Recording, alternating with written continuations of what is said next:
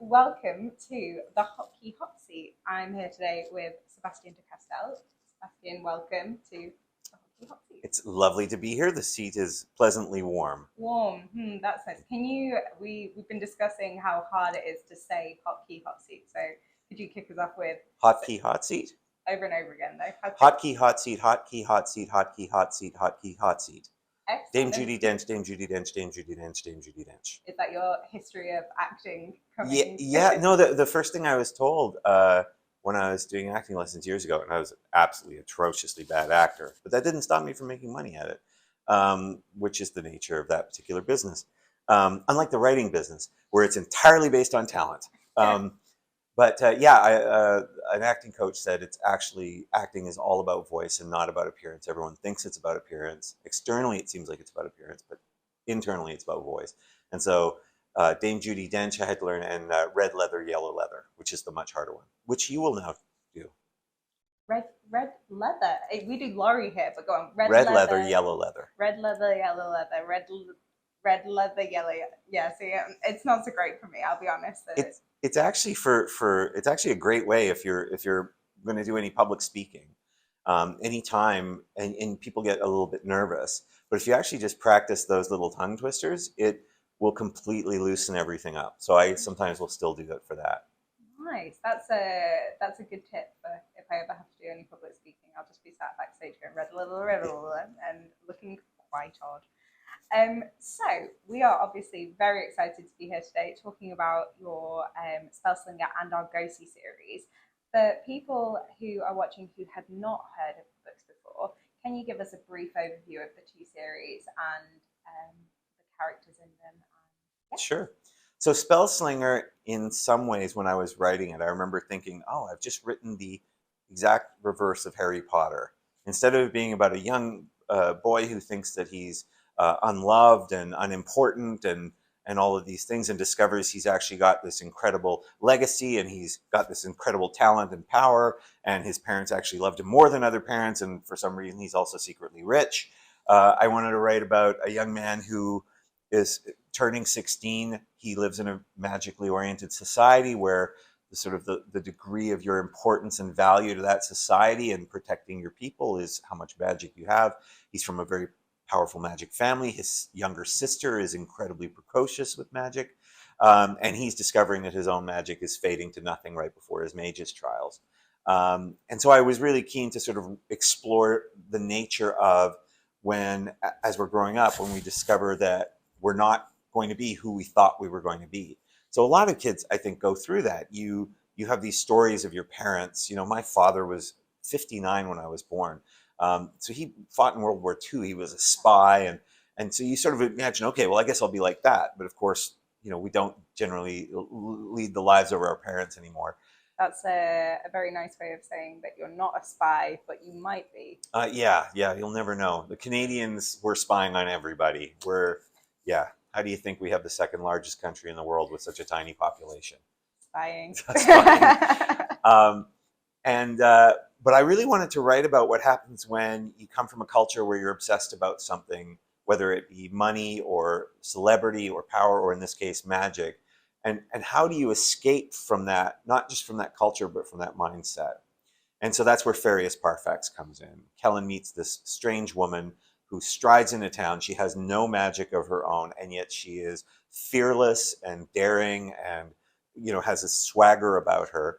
And she sort of opens him up to this idea of what are called the Argosi ways.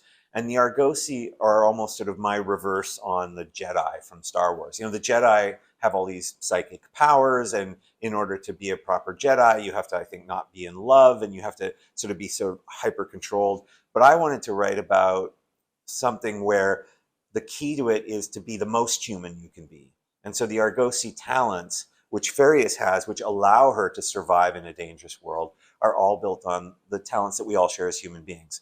Music, eloquence, dance, swagger even, right? Confidence. And so she sort of tells Kellen, in effect, over the course of the first book, the conflict between them is he's determined to do anything it takes to get magic, to get his magic back, because that's what he sees as real. and she's sort of trying to open them up to, like, actually the things that just make us human beings are pretty wonderful if you learn to do them well.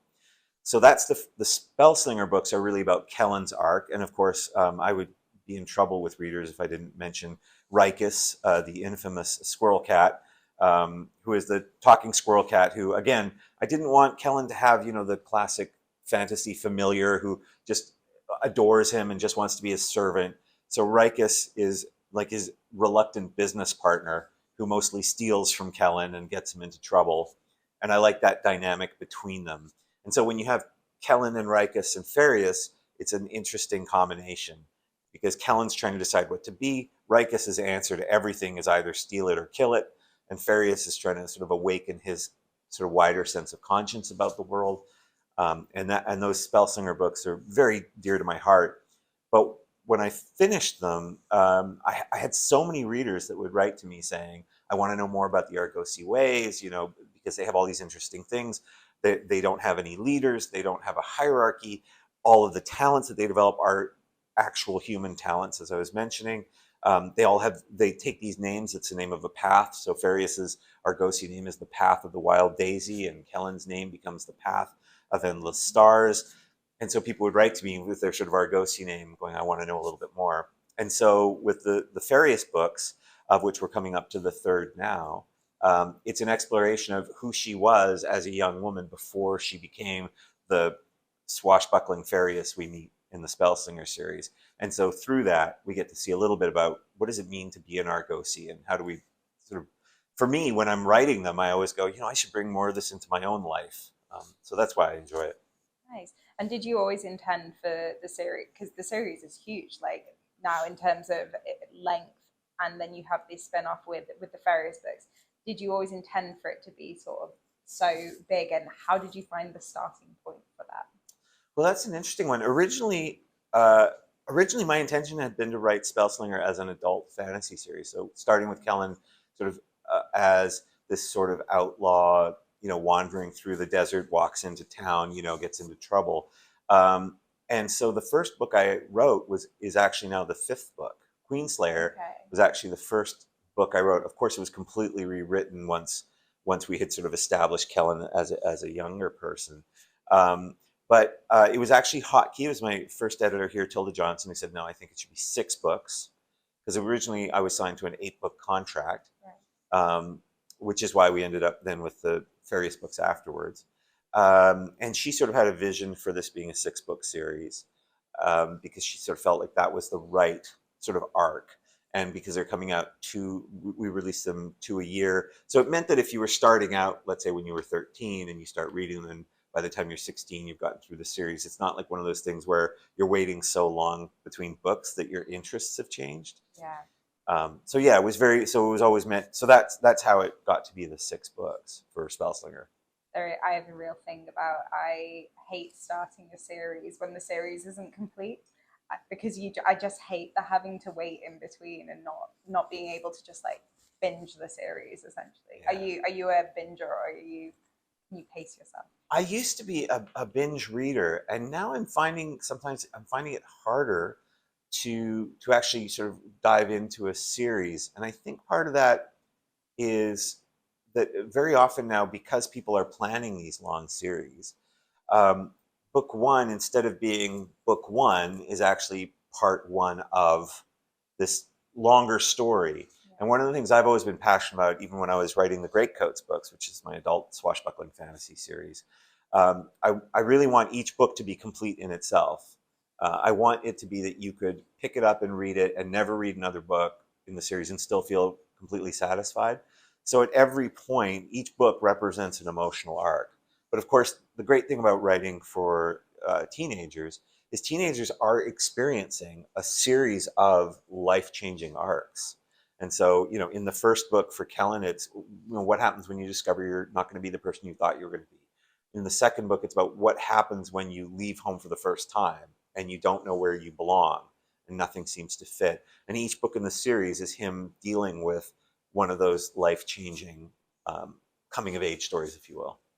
And do you find, like, approaching your writing for adults, do you approach that in a different way to your writing for young adults?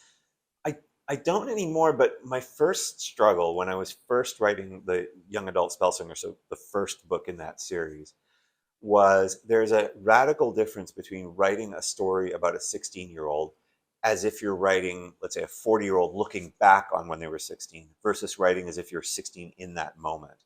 And so I had to kind of go and remind myself and sort of go back to 16-year-old me. And that actually solved a lot of the story, because when I did that, what I went back to was that the memory that I went back to first was it was first thing in the morning at school. I'm at my locker. It's a long hallway. The bell's about to ring. Everybody's sort of rushing in. And I just had this distinct memory of looking around and watching all my fellow sort of students, not feeling especially connected to them, but thinking, I'm not the strongest person in my school. I'm not the smartest person. I'm not the most talented person. I'm definitely not the best looking person. I don't even have like the best personality. Like I'm not even the friendliest or the funny. And just that sense of like, there's nothing actually special about me. And what does that mean? And I think a lot of us go through that at that point in our lives, because especially now when you're constantly exposed to celebrities or the top influencer, or, we've created this amazing machine through social media to create momentary celebrities. And so I was really lucky, because a lot of people at that point either do one of two things. They either kind of retreat into the sort of fantasy of, well, one day someone, Hagrid's going to come along and tell me I'm special. Or, which, by the way, I love those books. So that is a series I've actually read all the books of. Um, or they become hyper cynical and go, well, actually, nobody's special or something. But I remember going back to my family and going, I feel like I'm just not that special. And my family, being, alas, very British, sort of pondered it momentarily and went, yeah, you're not really that special. Ouch. So what are you going to do about it?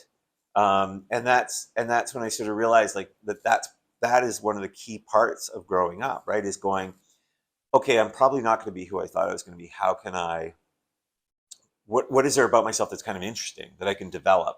And that's part of where the Argosi stuff comes from. Okay, well, maybe you don't have magic. Maybe you're not very athletic. What do you have, and what can you develop that into to make yourself interesting? And in the process, you make yourself special, right? We've kind of turned special into like we're all special, and that's great, but it doesn't always feel real when you're actually a teenager. And so it was that process that allowed me to write the young adult stuff versus when I'm writing adult fantasy, where I just go, well, I'm a grumpy old man. What's bothering me today? I'll write a fantasy world where I'm proven right all along. Excellent. So when you had that moment of like, how am I going to make myself special? I mean, you have worn many a hat in your time. I was really excited by the fact that you were a fight choreographer. Yeah. That's very cool. Which is funny because I couldn't win a fight to save my life. But you can choreograph one too. Yeah. I cannot punch someone very convincingly. Have you so what was the first direction that you decided to go in? Was writing always on the cards for you, or were you always like, I want to choreograph sword fights? No, I've been a mess most of my life, but you can have a lot of fun being a mess if you don't stress out too much about feeling like I have to find the one thing. Because I was lucky. I discovered the one thing. I discovered that my one thing was impossible early on. So when I was about 16, not actually long after that experience of going, wow, I'm not special, I went off camping by myself on an island off the coast of British Columbia. And I was wandering around, completely lost. And I ended up, I needed to take a ferry to go to the next island. And I ended up sort of 4 hours early. And I had nothing to do. And they used to have, in like ferry stops, they would have these little rotating shelves with books, like, paperback books. And I found a book called Bard by Keith Taylor. He was an Australian author. He's still around. He's an absolutely lovely person. The first author I ever wrote to. So I sat there and I read this book called Bard, and it was about a bard named Philemon MacPhail. And I was blown away by like this guy traveled around, fought with swords, sang songs, told stories, went on adventures. And I thought, that's it. That's the job. That's what I want to do. I want to be a bard. Yeah, regrettably, the Help Wanted pages of newspapers did not have a lot of ads for bards. That is pretty sad news. Yeah, so I ended up over the decades doing everything from uh, being in a traveling rock band to choreographing sword fights, to eventually writing books and doing all this sort of traveling. And so I sort of managed to become a bard in the aggregate. But I think always knowing that there was never going to be an exact place for me meant that I could be free to try lots of different things. And you just sort of slowly kind of build yourself up. And so yeah, now I've had this kind of pretty amazing, very lucky career. Um, and then writing stories about it has become sort of the culmination point. Yeah, and you've got such like people have really connected with the series. We were talking earlier about the sort of fans who dress up, particularly the way that women and young girls have connected with Farius. And what's been sort of the best fan moment with you where you've interacted with someone? Oh, there's a lot. I mean, I think we often forget that an author doesn't really tell a story. Like we have a story in our heads, and then we write this text, and it's just little ink marks on paper. But then the reader creates the story as they're reading it. Because remember, there's never enough detail in a book to even describe this room. If we tried to describe the room that we're in, we would only be able to get the vaguest broad strokes, and therefore each of us is creating a different room. And so one of the things that was particularly special about the Spellslinger series and the Argosi series for me is the degree to which readers create their own sense of the Argosi, for example, their own sense of what that means. And so I think one of the first times was actually one of the best moments for me. And again, there's been a few. Like I remember there's a couple of people who named their child Kellen. Uh, Wow. there's a lot of people who name their cats Rikus. Um, and there's a couple of stories which I won't tell because they're kind of personal to those people. But one of the best moments was certainly when I was sent a photograph from a young woman who was doing cosplay as Farius, and she said it's so nice to be able to cosplay a character and not have to sort of wear some kind of sexy bikini type outfit. Which there are lots of great characters like that, but Farius there's lots of great literary characters who don't look like they're wearing bikini armor or the equivalent. I think what's nice about Farius is that she's got the swagger, so she's got the sort of sassiness, but she's never dressing like she's trying to, I don't know, be sexualized or appeal to anyone in particular. She's herself, and so I'll see people. In fact, recently at Comic-Con, I saw two different people coming as various Parfax, and I just like the fact that they feel very comfortable in those. In fact, it sort of almost taught me, like, if you write a character and you write the way they dress, and people feel comfortable cosplaying as that, then there's a chance that you've made something makes sense for your character too. Amazing, yeah. Because I guess if she was just swaggering around in a bikini, it would Yeah, very different yeah. story. It's much scarier when people dress up as Rikus, because Yeah, sport cat costumes are a little terrifying. just a little bit. Yeah. Do you get that often? Not often, but I have seen it before. Mostly, I just worry for them because I figure like they're probably going somewhere, and people are going, "Why are you dressed as this weird, angry-looking giant squirrel with these weird flaps?" Like they sort of, because there's no way to. It's very difficult to make that costume look really good. Whereas the Farius costume, I think people can do. Have you ever cosplayed? I have not. Who would you cosplay as? Oh goodness, that's a really good question. I would probably go back and cosplay as a bard, because the rare times I've played D&D, I've discovered that the most annoying thing you can do is play a bard. And so I figure it's probably the same with cosplay. Like, nobody wants the guy wandering around the convention playing his lute. I mean, what's wrong with a lute is Yeah. what I'd say. I know. I don't know what it is about bards. It's my favorite sort of type of character, and I write about musicians a lot. But yeah, in Dungeons and Dragons, that's one of the rules. I remember when I joined a D&D game like 20 years ago, and I said I was playing a bard, and they said, you cannot bring a guitar, you cannot bring an instrument. It's like when the guy, I don't know if this is a very British phenomenon, but when you're at a party and the guy brings out a guitar and starts playing Wonderwall. Oh God, yeah. No. Oh my God, I'm still a musician, and I just got asked to do a gig coming up, And yeah, I have to learn that goddamn Wonderwall song again. It's not that hard. No. It's like 4 chords all the way through. Oh no, it is, but it's just if you're playing the second guitar on it, so that whoever's singing it's going to do the goofy strumming. But if you're playing the second guitar, you have to just kind of like find stuff to do. So in bands, I've usually had to play like the strings. There's some strings in the back half of that song. But yeah, that is one of those rare songs which I think if you're singing it and playing it, it just feels magnificent. And for everyone else in the band, it's like, God, I wish this was over. No offense to Oasis. I almost called them Coldplay, which probably would have got me punched in the face by Liam. Yeah, I think people would have been quite upset on that one. So obviously you are quite musical. Can you play the lute? Do you have like a lute? No. I try to always be like the world's third worst professional at whatever it is I'm doing. So I'm like the world's third worst professional guitar player, singer, keyboard player.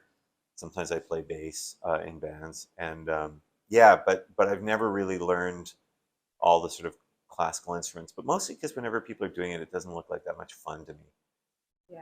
Right. There's a reason why we have modern guitars. It's because they're so fun and nice to play. Whereas the lutes, it's much trickier. So, fiddly. All this, too many strings. Could try a harp. There's far too many strings on a harp. I still don't understand harps. I swear to God, I've been a musician my whole life, and I still look at people playing harps and I go, how does that even work? Like, you don't have any frets. And there's like 8,000 strings. Yeah, you just like remember where every string is. That doesn't sound like fun. No, I do find that very impressive, to be fair. I'm just going to finish off with some quick fire questions. So just either ors and no elaboration needed. I like the subtle insinuation of all your other answers are super long. This time you got to make them quick. No, I mean, to be fair, every time these questions I ask to almost every author that we speak to, and every other time I've done it, I get completely distracted by one of their answers, and then we have to talk about it. So it's fine. More a reminder to myself. Fair enough. To not ramble. It's okay. I am a rambler by nature. I mean, a rambler as an author, I think you kind of need to be, unless you're writing haikus. Yeah, exactly. So, paperback or hardback? Hardback. Ebook or audiobook? Ebook. Sunshine or snow? Sunshine. Autumn or spring? Fall or spring? Autumn. Do you say autumn or fall in Canada? We say both, but autumn I think is what most Canadians would probably say. Fall and spring are both weird words. Yeah? Yeah. Well, because, you spring and then you fall. So it's a little literal, whereas summer, summer isn't a regular verb that you use all the time. Yeah, that's fair. Sweet or savory? Sweet. Coffee or tea? Tea. Books or movies? Books. Cats or dogs? Cats. Yeah, I should have guessed. Yeah. From, Dogs. Come with me. You got me with your dogs. They're so cute. They're so wholesome. They're lovely, but they're just like, there's way too much loving and trust there. All you can do with a dog is disappoint it, right? You'll never love it quite enough. Do you think? I think you can only, dogs would be happy no matter what, whereas I feel like a cat, they can be disappointed in you and almost exclusively disappointed in you. Yeah, but like that's the good thing. It's like when you're in love with someone in high school, but you absolutely know for sure they're not interested in you. It's a lot less stressful. Cats are less stressful. Yeah. Fair enough. City or nature? City. Nice. What's your favorite genre of book to read? I guess it would be fantasy. I have a question about something that you said off camera earlier, actually, slightly linked to this. Do you have a guilty pleasure genre? Because I know you've got a guilty pleasure film, movie. I have no guilt about that. Would you like to tell us about your guilt? No, I discovered. So my wife and I like to have build up little weird traditions, and so one of our traditions is December 24th. We'll always go spend in a hotel together because 25th is sort of when all the family stuff happens, and so we like to have a little time before to just be together and enjoy things. And it always has to be in a place with a hot tub for some reason. She's quite fond of hot tubs. But the morning we didn't have any very good rituals, like breakfast in bed in the hotel or something. But then we turned on the TV one time, and there was one of these Hallmark Christmas romance movies, and they're kind of terrible, and yet I just absolutely fell in love with it. And then I found like my perfect subgenre, which is the like royal romance stuff. So it's like a woman from New York or some small town who lives a very sort of simple, impoverished life, but she has a heart of gold. Somehow she ends up having to be a governess or a teacher or a shoe cleaner for some duke or royal from some fictional Eastern European country where everybody talks with British accents, and somehow they fall in love, and she becomes the queen. And I don't know why, but I love these things. I literally, a few weeks ago, I spotted a new one on Netflix, and my wife's like, "No, you can't watch that. You have to save that for Christmas." I was going to say, is this like an exclusively seasonal thing, or are you going to be watching them in July? Oh, if Christina would allow me to, I would just watch them all the time. But I've also become a sucker for Bridgerton, which Ooh, is yeah. Bridgerton is excellent, to be fair. Yeah, well, the thing is, and this is a terrible thing to say, but I tried reading one of the books, and I actually love the TV series much more. I just think the actors are incredible. The actors are so incredible, and also the way that they've written the TV series. I guess it's more the acting, but the chemistry between all of the characters, it's just so well cast and so well written that it's really good. Have you watched the new Queen Charlotte? I watched the first episode and it didn't quite grab me as much. There's a thing that happens, and it's funny because I was so sensitive to this when I was writing the Argosi books, that when you sort of write the spin-off or something outside the main narrative, it can always feel a little bit like it's tacked on or like it's backstory. And I'm not saying that's the case with Queen Charlotte, but the first episode, for me, I felt like I was just outside of where I wanted to be.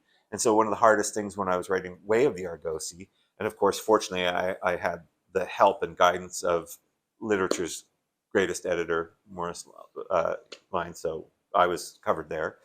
Uh, who I called Maurice for like 3 years. It's okay. I think everyone accidentally calls him Maurice, and before he finally corrected me. He's so polite and Yeah. delightful.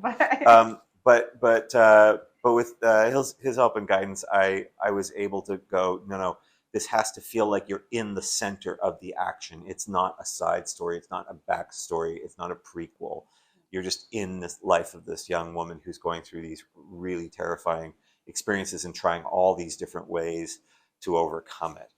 it's really tricky. Sorry, go on. No, I was going to say, by the way, this was supposed to be one of the quick questions. I know. I told you we Yeah. go off on a tangent.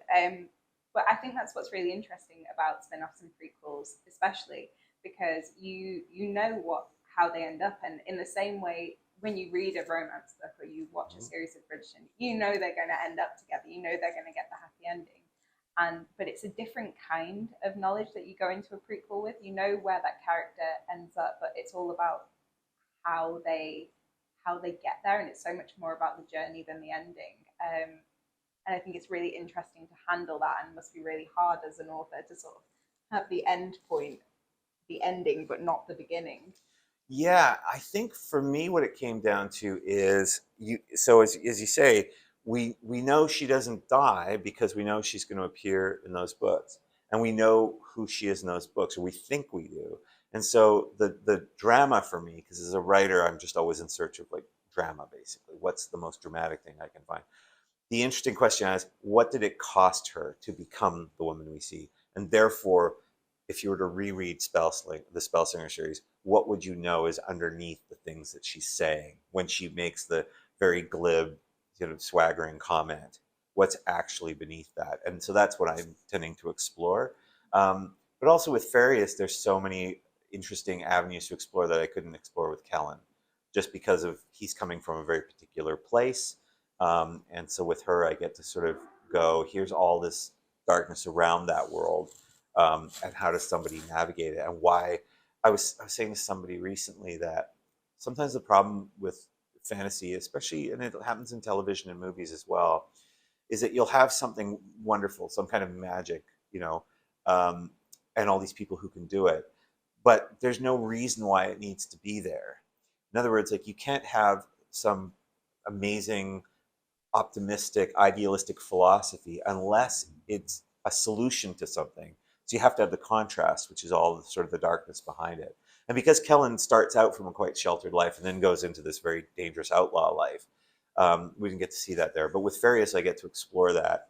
And therefore, like I say, the drama becomes a person can very well survive and appear fine 10 years from now, but until we know what they went through, we don't really know fully who they are, and so there is a lot of jeopardy and stakes to be found there. Amazing. We got completely sidetracked. So, what's your favorite place on earth? Oh, that's interesting. This is a strange answer, but Schiphol Airport. It is the most efficient airport on the planet, and when you're there, you can go anywhere in Europe or North Africa or all the places I love to go. And so, whereas one of the challenges when you travel a lot is the hassle of going through airports. So I'm always very grateful for Schiphol. When I lived in the Netherlands, my wife and I lived in the Netherlands for a year. I literally one time came back on the wrong passport, or like sort of exited the country on the wrong passport, not the passport I'd entered on, because I'm both a Canadian citizen and a British citizen. And normally, like even in Canada, which is a pretty easygoing nation, you would just kind of be locked up in a room for a while they figured out what to do with you. And there, the border guard was just going through. It was like, well, don't do that again. Just go on. And so, yeah, Schiphol Airport, I think, is one of my favorite places on earth. That was, I think, if you'd have given me a list of every place in the world that you had been, that would probably be my last choice. Yeah. That would have been your favorite, but they have a Rijksmuseum there. They have a museum in the airport. Yeah. You could sometimes when you're going through, they'll have like this whole field of tulips going on. Yeah, it's a lovely airport. Nice. What's your favorite kind of potato? It's the French fry for sure. Good choice. Your favorite reading snack? Oh, that's a good one. Well, not French fries because they're a little messy and greasy on the pages. Probably any kind of ball-shaped chocolate. Specifically ball-shaped chocolate. Yeah. So there used to be this thing, like Reese's chocolate, right? Those, and there was like Hershey's chocolate. They used to make these chocolate balls in these bags, and they were delicious and round, which makes everything better. In the UK, you have those chocolate dots. They're fine. They're discs, but they're not fully spherical. And I love these things. I used to buy them all the time, and then they got rid of them, and I didn't know why. And it's because people choked on them. Oh dear. So there's all these people online who go, when can we get these back? We have to have these back, and yeah, they'll never come back. Have you tried Maltesers? Yeah, they're okay. They're a little sort of on the crunchy side. They don't quite do it for me. Fair enough. But they would be an adequate choice. Fair enough. And your final one, what's your favorite reading spot? My favorite reading spot. This is going to sound strange, but it's wherever my wife is. Because if we're sort of sitting together and we're both reading, somehow it just feels more natural and more fun, and I'm just sort of happy. And there's someone that I can periodically annoy by going, "Oh, you should read this in this book I'm reading. It's really great." Meanwhile, she's trying to read her own book. Yeah. Oh man, that must be annoying. I'm a tremendously annoying husband, but yeah, my favorite reading spot is wherever she is. That's really wholesome. Well, thank you so much for sitting down and chatting to us today. It's my pleasure. This has been really brilliant. Thanks so much.